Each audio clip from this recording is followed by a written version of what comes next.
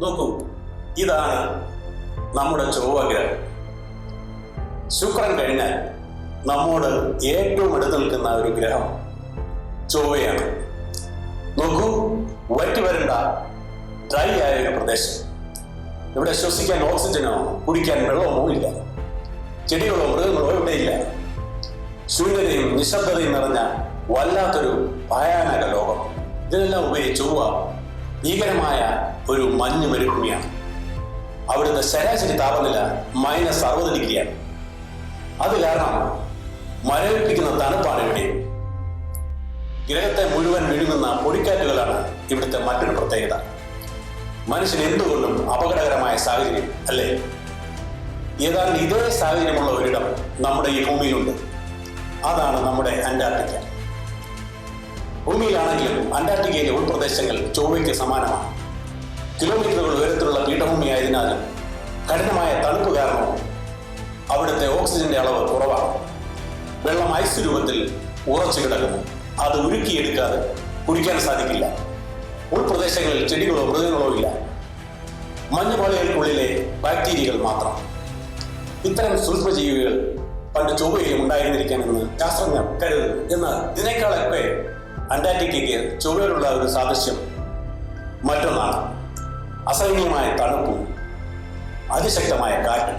കാറ്റാബറ്റിക് wind എന്നറിയപ്പെടുന്ന ഇവിടുത്തെ കാറ്റ് മണിക്കൂറിൽ 320 കിലോമീറ്റർ വേഗതയിൽ ആഞ്ഞടിക്കാറുണ്ട്. ഈ കാറ്റിനൊപ്പം മഞ്ഞ് കൂടി ചേർന്നാൽ അത് ബ്ലിസാർഡ് എന്ന ഒരു ഹിമക്കാറ്റായി മാറും.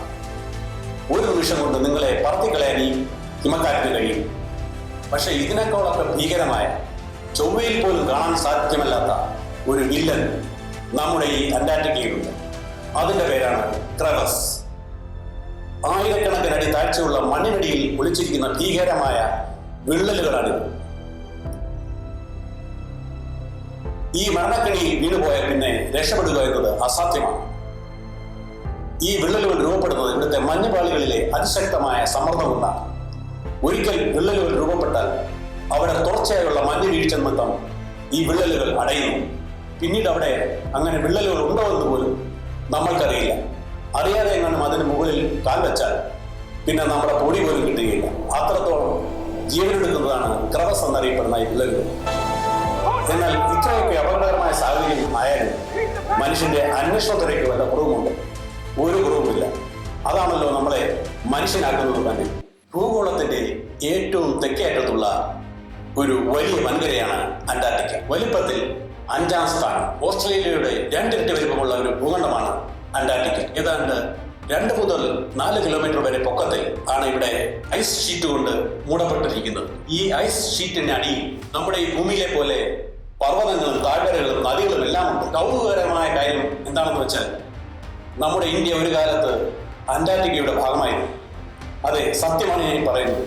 ഏതാണ്ട് 14 കോടി വർഷങ്ങൾക്ക് മുമ്പ് ഇന്ത്യയും അന്റാർട്ടിക്കയും ഗോന്ദ്വാന എന്ന ഒരു വലിയ ഭൂഖണ്ഡത്തിന്റെ ഭാഗമായിരുന്നു. ഇനി നമുക്ക് കഥയിലേക്ക് വരാം.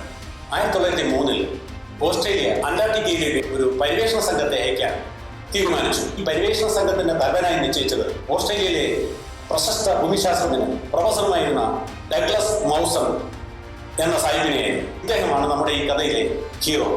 അദ്ദേഹം 1911 ഡിസംബർ 2-ാം തീയതി ഓസ്ട്രേലിയയുടെ ഭാഗമായ ടാസ്മാനിയയിലെ ഹൊബാർട്ട് തുറമുഖത്തു നിന്നും SY അറോറ എന്ന കപ്പലിൽ അന്റാർട്ടിക്കയിലേക്ക് യാത്ര തിരിച്ചു. ശാസ്ത്രജ്ഞരും നാവികരും സഹായികളും അടങ്ങുന്ന 31 അംഗങ്ങളായിരുന്നു ആ സംഘത്തിൽ ഉണ്ടായിരുന്നത്.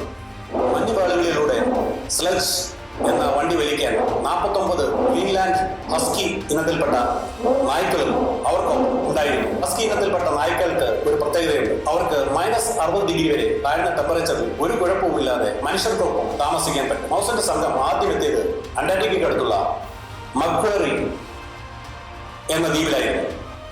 അവിടെ ഒരു വയർലെസ് സ്റ്റേഷൻ സെറ്റപ്പ് ചെയ്യാൻ സംഘത്തിൽ നിന്നും 5 പേർ അവിടെ ഇറങ്ങി.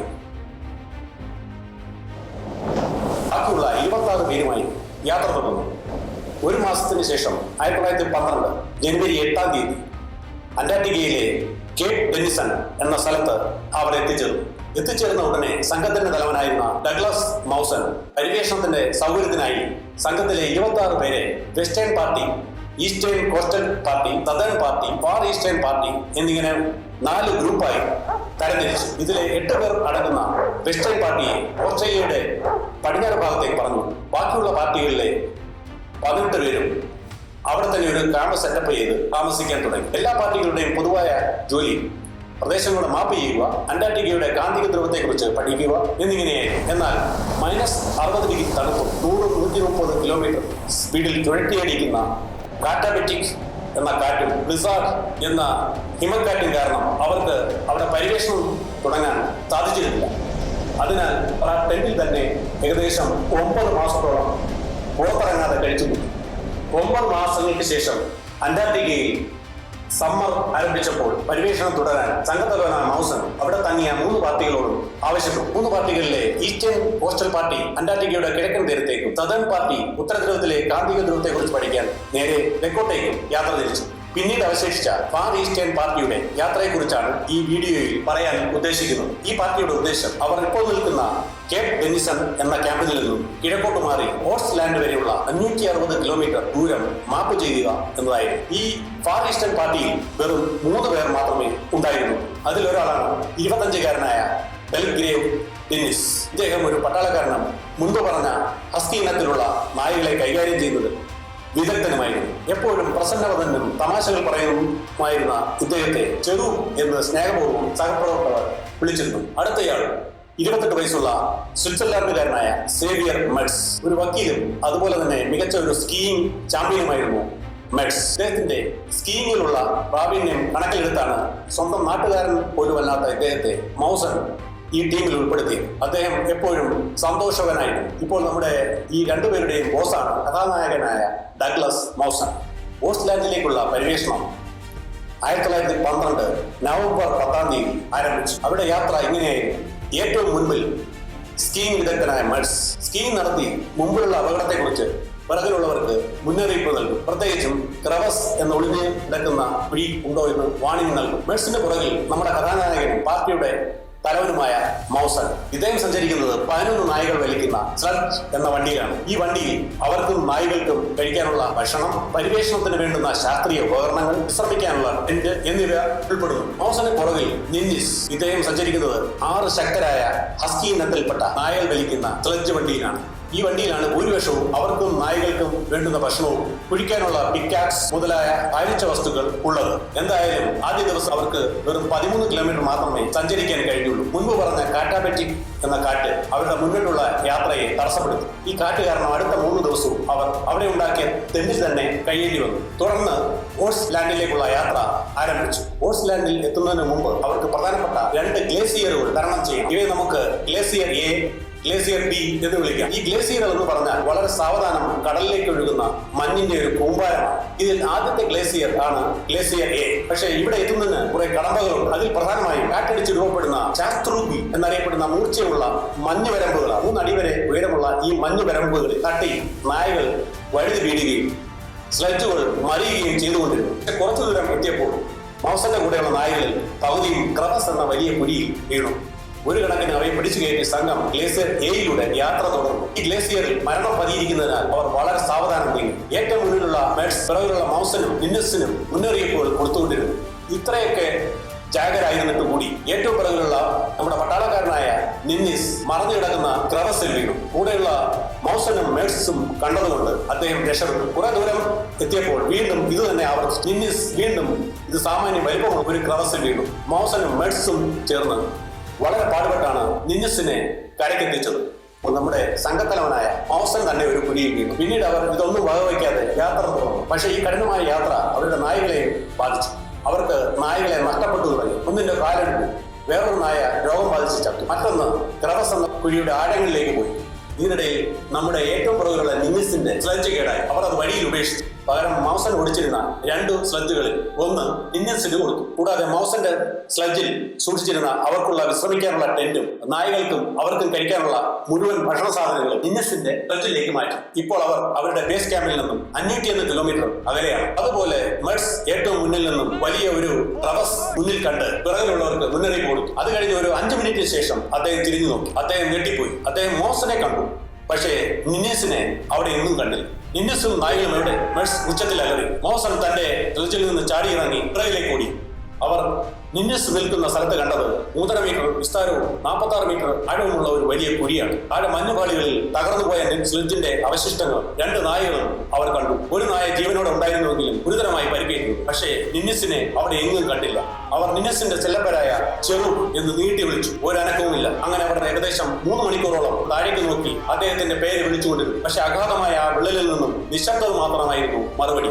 യാതൊരു പ്രതികരണവും ലഭിക്കാതെ വന്നതോടെ നിന്നസ് വിടവാങ്ങി എന്നവർ ഉറപ്പിച്ചു. കണ്ണീരോടെ അവർ ശവസംസ്കാര പ്രാർത്ഥനകൾ ചൊല്ലി തന്റെ പ്രിയ സുഹൃത്തിന് യാത്രയപ്പ് നൽകിയ ശേഷം അടുത്ത പദ്ധതികളെ കുറിച്ച് ആലോചിച്ചു. ഇനി എന്ത് ചെയ്യും? നിന്നസിനൊപ്പം അവരുടെ നിലനിൽപ്പിന് ആവശ്യമായ മിക്കവാറും എല്ലാ സാധനങ്ങളും നഷ്ടപ്പെട്ടു. ഇനി അവർക്ക് കഴിക്കാൻ ഭക്ഷണമില്ല. അവരുടെ കയ്യിൽ ആകെ അവശേഷിച്ചത് ഒരു ചെറിയ സ്ലഡ്ജ്, ഒരു സ്റ്റൗ, അല്പം ഇന്ധനം എന്നിവ മാത്രമായിരുന്നു. അവർക്കിപ്പോൾ ചെയ്യാൻ പറ്റുന്ന ഒരേ ഒരു കാര്യം ഏത് വിധേനയും സുരക്ഷിതമായി തിരിച്ച് അവരുടെ ബേസ് ക്യാമ്പിൽ എത്തുക എന്ന് മാത്രമാണ്. കൈവശമുള്ള 6 നായകളിൽ ഒന്നായ ജോർജ് എന്ന നായയെ പിന്നീടുള്ള ദിവസങ്ങളിൽ ബാക്കിയുള്ള നായകളെയും അവർ കൊലപ്പെടുത്തി ഭക്ഷണമായി ഉപയോഗിച്ചു. ഡിസംബർ 29-ന് അവരുടെ അവസാനത്തെ നായയെയും അവർ കൊന്നു. ഇനി അവർക്ക് കഴിക്കാൻ ഭക്ഷണമില്ല, സ്ലഡ്ജ് വലിക്കാൻ നായകളുമില്ല. അവർ ഒറ്റയ്ക്ക് തന്നെ സ്ലഡ്ജ് തള്ളണം. ഇതിനിടയിൽ നമ്മുടെ സ്വിറ്റ്സർലൻഡുകാരനായ മെഴ്സിന് ശക്തമായ വയറ്റുവേദന അനുഭവപ്പെട്ടു. 1 ഇഞ്ച് നടക്കാൻ വയ്യാതെയായി. ഒരാഴ്ച കഴിഞ്ഞ് മെഴ്സിന് ബോധം നഷ്ടപ്പെട്ടു. ജനുവരി 8 വെളുപ്പിന് 2 മണി. തന്റെ പ്രിയ സുഹൃത്തായ മെഴ്സും മോസനെ തനിച്ചാക്കി മരണത്തിന് കീഴായി. 2 സുഹൃത്തുക്കളും നഷ്ടപ്പെട്ട് മൈലുകളോളം പരന്നു കിടക്കുന്ന വിശാലമായ മനുഷ്യർ ആരും തന്നെ ഇല്ലാത്ത വരണ്ട ഈ മഞ്ഞു മരുഭൂമി മൗസൻ ഇപ്പോൾ തനിച്ചാണ്. മെഴ്സിന്റെ മൃതദേഹം പുറത്തേക്ക് വലിച്ചടിച്ചു കൊണ്ടുപോയി മണ്ണിനടിയിൽ അടക്കം ചെയ്ത ശേഷം അദ്ദേഹം ഒരു തടിക്കുരിശ് അവിടെ സ്ഥാപിച്ചു. പ്രിയപ്പെട്ടവർക്ക് വേണ്ടി പ്രാർത്ഥനകൾ ചൊല്ലുമ്പോൾ മൗസന്റെ മുന്നിൽ ഇനി ഒരേ ഒരു ലക്ഷ്യം മാത്രമേ ഉണ്ടായിരുന്നു: എങ്ങനെയെങ്കിലും ജീവനോടെ തിരികെത്തുക. ജനുവരി 11-ന് കാലാവസ്ഥ തെളിഞ്ഞപ്പോൾ മൗസൻ തന്റെ യാത്ര തുടർന്നു. തന്റെ ബേസ് ക്യാമ്പിലേക്ക് ഇനിയും ഒരു 160 കിലോമീറ്റർ ദൂരമുണ്ടെന്ന് അദ്ദേഹം കണക്കുകൂട്ടി.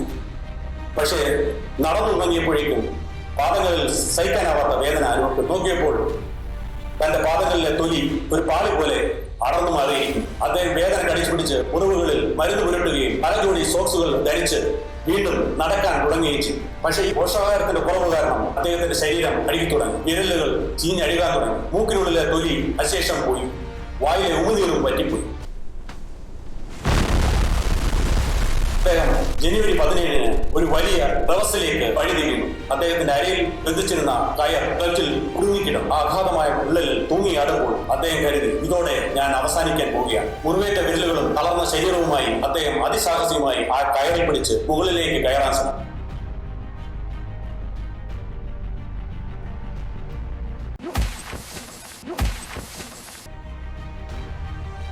പലതവണ താഴേക്ക് വീണെങ്കിലും ഒടുവിൽ അദ്ദേഹം മുകളിൽ എത്തിച്ചേർന്നു.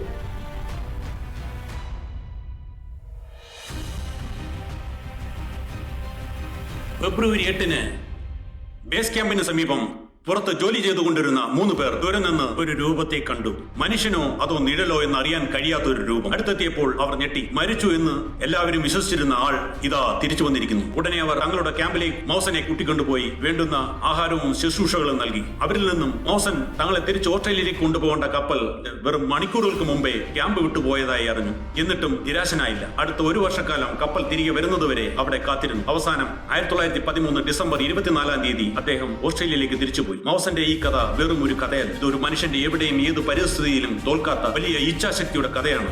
അന്റാർട്ടിക്കയിൽ മൗസൻ തോൽപ്പിച്ചത് തണുപ്പിനെയോ കാറ്റിനെയോ അല്ല, നമ്മൾ ഏവരും ഭയക്കുന്ന മരണത്തെ തന്നെയാണ്.